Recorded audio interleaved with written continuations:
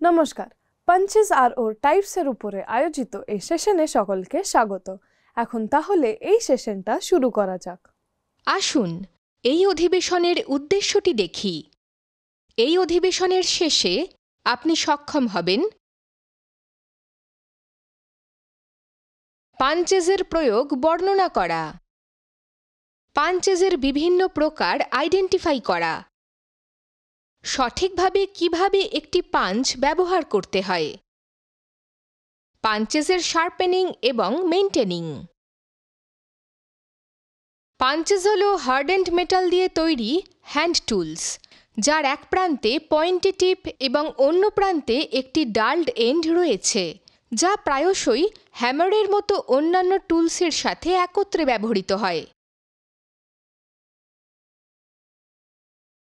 পাঞ্চেসের ব্যবহার করা হয় ধাতুকে উইটনেস মার্ক দেওয়ার জন্য, ড্রিলিং হোলসের জন্য সেন্টারিং ড্রিল বিটস সম্পাদন করতে, লেদার, পেপার, রাবার এবং অন্যান্য উপকরণে পাঞ্চ হোলস করতে, ড্রাইভ পিনস বা রিভেটস, হোলসের স্থানটি অ্যালাইন এবং ট্রান্সফার করার জন্য, ফ্রোজেন পিনসকে তাদের হোলস থেকে মুক্ত করতে এবং বিশেষ পাঞ্চেস অন্যান্য ব্যবহারের জন্য ডিজাইন করতে। পাঞ্চ টুলসকে প্রায়ই হলো এবং সলিড পাঞ্চেস হিসাবে ক্লাসিফাইড করা হয়। হলো পাঞ্চেসে একটি সার্কুলার কাটিং এজ থাকে এবং তাদের কাটিং ডায়ামিটার অনুযায়ী সাইজড করা হয়। হলো পাঞ্চেসে হলো ইন্টেরিয়ার্স থাকে এবং সারফেসে পাঞ্চিং দিয়ে ওয়ার্কপিসে হোলস তৈরি করতে ব্যবহৃত হয়।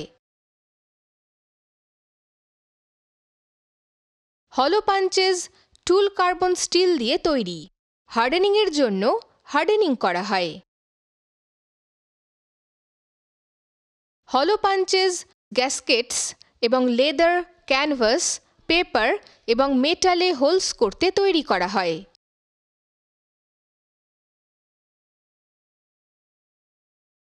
সলিড পাঞ্চেস ব্যবহার করা হয় মেটেরিয়ালসকে উইটনেস মার্ক করার জন্য, স্ট্রেইট বা টেপার্ড পিনস বের করার জন্য, ড্রিলড করার স্টার্টিং হোলসের জন্য মেটালকে মার্ক করার জন্য, মেটালের বিভিন্ন সেকশনসে হোলস অ্যালাইন করার জন্য, 3 mm থিকনেস পর্যন্ত মেটালে হাত দিয়ে পাঞ্চ হোলস করার জন্য। বিভিন্ন ধরনের সলিড পাঞ্চেস হল প্রিক পাঞ্চ। এটি মেটালে প্লেসিং পয়েন্ট রেফারেন্স স্থাপনের জন্য প্রয়োজন। প্রিক পাঞ্চেস টিপকে 30 ডিগ্রি অ্যাঙ্গেলে গ্রাউন্ডেড করা হয়। মেটালে বড় ইন্ডেন্টেশনস করার সময় একটি সেন্টার পাঞ্চ প্রয়োজন। সেন্টার পাঞ্চেসের টিপটি 90 ডিগ্রি অ্যাঙ্গেলে গ্রাউন্ডেড করা হয়। সেন্টার পাঞ্চেস সাধারণত ড্রিলড করার জন্য মার্কিং এবং স্টার্টিং হোলস করার জন্য ব্যবহৃত হয়।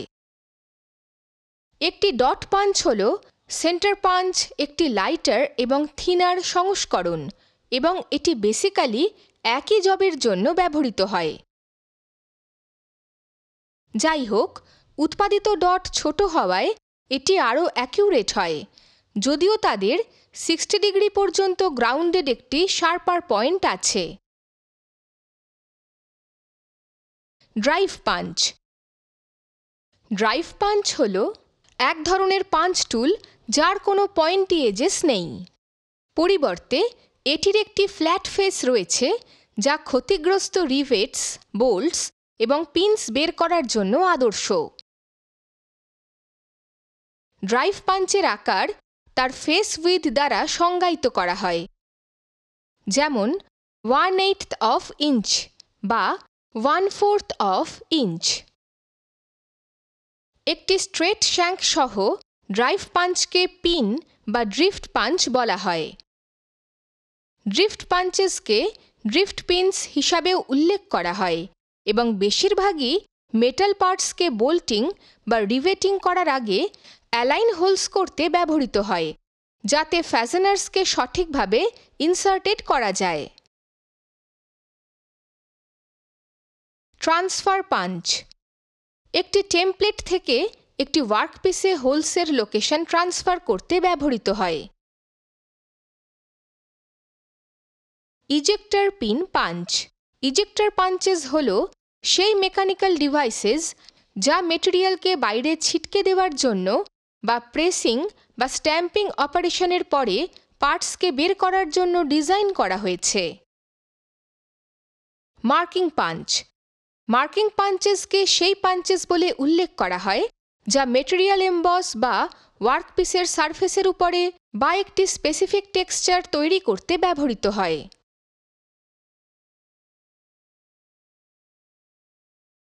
পাইলট পাঞ্চ পাইলট পাঞ্চেসে একটি ইনার পিন পাওয়া যায়, যা একটি বিদ্যমান হলে পাঞ্চকে অ্যালাইনিং করার জন্য বা আউটার পয়েন্টকে একটি লার্জার হোল কাটার অনুমতি দেওয়ার জন্য ব্যবহৃত হয়। স্ট্রেট পাঞ্চ স্ট্রেট পাঞ্চেসকে সেই সব মেকানিক্যাল ডিভাইসেস হিসাবে উল্লেখ করা হয় যা মেটাল শিটস বা লেদার বা প্লাস্টিকের মতো অন্যান্য শিট মেটেরিয়ালসকে কাট থ্রু করতে ব্যবহৃত হয়। লেটার এবং নাম্বার পাঞ্চেস এই হার্ডেন্ড এবং টেম্পার্ড স্টিল পাঞ্চেসের ব্যবহার ওয়ার্কের উপর প্রয়োজনীয়ভাবে সিম্বলস, লেটার্স বা নাম্বারসের আইডেন্টিফাইং করার জন্য স্ট্যাম্প লাগাতে ব্যবহার করা হয়। অটোমেটিক সেন্টার পাঞ্চ এই যন্ত্রটিকে একটি সাধারণ সেন্টার পাঞ্চের মতো একই ফাংশন করতে দেখা যায়, কিন্তু হ্যামারের প্রয়োজন ছাড়াই।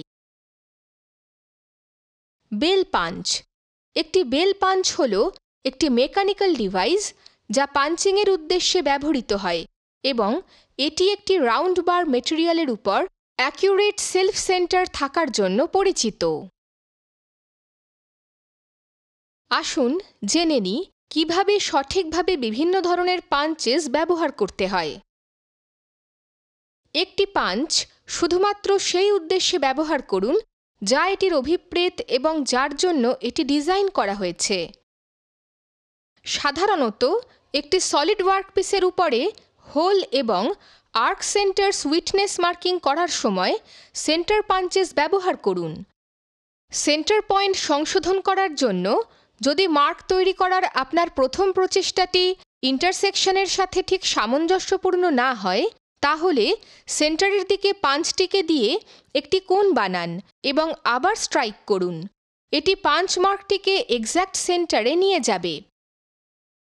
এমনকি টুলটিকে পারপেন্ডিকুলার হোল্ডিংয়ে রেখে এবং আবার স্ট্রাইকিং করে পাঞ্চ মার্ক ঠিক করুন। সাধারণত একটি সলিড ওয়ার্কপিসে প্রোফাইল লাইন্সকে উইটনেস মার্কিং করার সময় ডট বা প্রিক পাঞ্চেসের ব্যবহার করুন। শিট মেটালসের উপর উইটনেস মার্কিং করার সময় সেন্টার পাঞ্চেস এড়িয়ে চলুন। শিট মেটালে হোলস তৈরির জন্য হোলস তৈরি করতে একটি ড্রিল ব্যবহার করতে পারে, তবে একটি শিট মেটাল পাঞ্চ একটি শক্তিশালী ফিক্সিং তৈরি করে যা স্ক্রু থ্রেডেড আরও সমর্থন দেয়।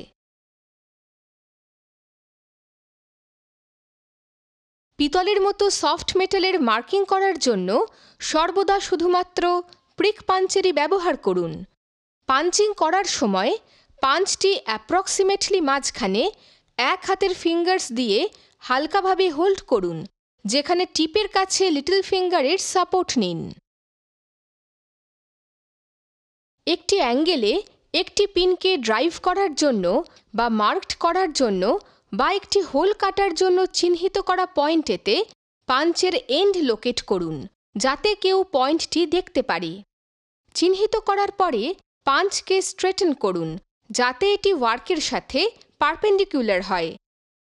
পাঞ্চ পারপেন্ডিকুলার না হওয়া পর্যন্ত হ্যামার দিয়ে পাঞ্চের হেডে স্ট্রাইক করবেন না। সর্বদা একটি পাঞ্চ একটি হ্যামার দ্বারা স্ট্রাইকিং করার সময় একটি একক হেভি ব্লো দিয়ে স্ট্রাইক করুন। থিকার মেটেরিয়ালসের একাধিক ব্লোয়ের প্রয়োজন হতে পারে। মেটালে পাঞ্চিং হোলস করার সময় সেন্টারকে মার্ক করতে একটি সেন্টার বা প্রিক পাঞ্চের ব্যবহার করুন। একটি পেয়ার ডিভাইডার্স দিয়ে পছন্দসই সার্কেল স্ক্রাইব করুন। পাঞ্চের সঠিক সাইজ এবং টাইপ নির্বাচন করুন। স্ক্রাইবড সার্কেলের উপর পাঞ্চ খুঁজে বের করুন এবং হোল কাটা না হওয়া পর্যন্ত একটি হেভি হ্যামার দিয়ে হেড আঘাত করুন।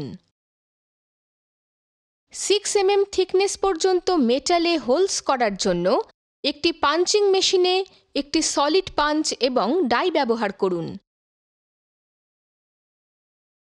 থিন শিট মেটাল এবং সফট মেটেরিয়ালে হোলস করার জন্য একটি হলো পাঞ্চ ব্যবহার করুন।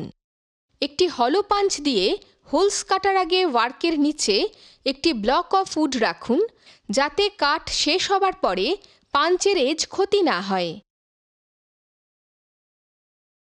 কখনো এমন পাঞ্চ ব্যবহার করবেন না যার মাশরুম হেড বা যার পয়েন্ট বা কাটিং এজ ডাল হয়। ফ্যাজনার্স অ্যালাইনিংয়ের সঙ্গে হোলসের লাইনিং আপ করার জন্য সর্বদা ড্রিফট পাঞ্চেস ব্যবহার করুন এবং ড্রাইভ পিনস ব্যবহার করবেন না। পিনস রিভেটসকে হোল থেকে বের করার জন্য সর্বদা ড্রাইভ পাঞ্চেস ব্যবহার করুন এবং ড্রিফট পাঞ্চেস ব্যবহার করবেন না। আসুন জেনে নিই কিভাবে পাঞ্চেসের কেয়ার ও মেনটেন করতে হয়। পাঞ্চেসের শার্পেনিং এবং রিশার্পেনিং করার জন্য ফ্রিকুয়েন্ট গ্রাইন্ডিং করা প্রয়োজন।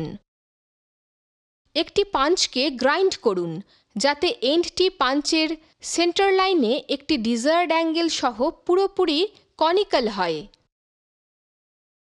একটি পেডেস্টাল গ্রাইন্ডিং মেশিনে পাঞ্চেসকে রিশার্পেনিং করার সময় পাঞ্চকে ওয়ার্ক রেস্টের উপরে রাখুন এবং পাঞ্চের এন্ডকে অ্যাব্রেসিভ হুইলের উপরে রাখুন, যেখানে সেন্টার পাঞ্চকে শার্পেন বা রিশার্পেন করার জন্য পাঞ্চের অ্যাক্সিসকে গ্রাইন্ডিং ফেসে 45 ডিগ্রি অ্যাঙ্গেলে রাখুন।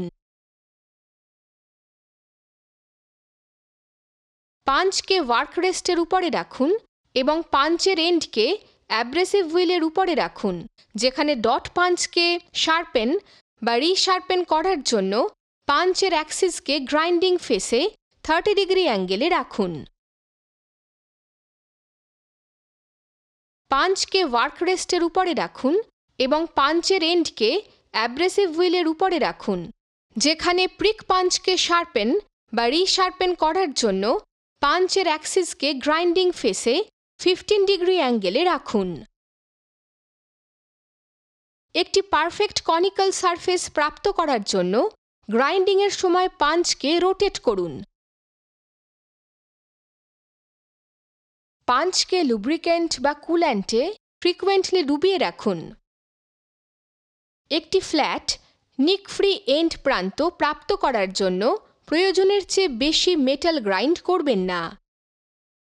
শার্পেনিং করার জন্য গ্রাইন্ডিং হুইলের পাশের ফেসেসের বিরুদ্ধে পাঞ্চটি কখনোই হোল্ড করবেন না। গ্রাইন্ডিংয়ের সময় পাঞ্চকে কটন ওয়েস্ট বা কাপড় দিয়ে ধরবেন না। পাঞ্চেসের গ্রাইন্ডিংয়ের আগে সর্বদা সঠিক পিপিই পরিধান করুন। একটি পাঞ্চ ব্যবহার করার পরে এটি ক্লিন করুন এবং রাস্টিং প্রতিরোধ করতে অয়েলের একটি থিন ফিল্ম লাগান। সাবধানতার সাথে পাঞ্চেস এবং ডাইসকে একটি শেলফ, র্যাক বা অন্য উপযুক্ত জায়গায় রাখুন, যাতে তাদের কাটিং এজেসের কোনো ক্ষতি না হয়। দীর্ঘ সময়ের জন্য স্টোরেজের জন্য হোল পাঞ্চ, পয়েন্টস এবং কাটিং এজেসে থিন কোট গ্রিজ লাগান এবং কেয়ারফুলি স্টোর করুন। সংক্ষেপে আমরা শিখেছি পাঞ্চেসের প্রয়োগ বর্ণনা করা, পাঞ্চেসের বিভিন্ন প্রকার আইডেন্টিফাই করা, সঠিকভাবে কিভাবে একটি পাঞ্চ ব্যবহার করতে হয়, পাঞ্চেসের শার্পেনিং এবং মেইনটেনিং। সুতরাং এটি হলো পাঞ্চেস আর ওর টাইপসের ব্যাপারে আজকে এই সেশনে জানা হলো। আশা করি তোমরা সকলে এর বিষয়ে বুঝতে পেরেছ। পরের সেশনে আবার দেখা হবে।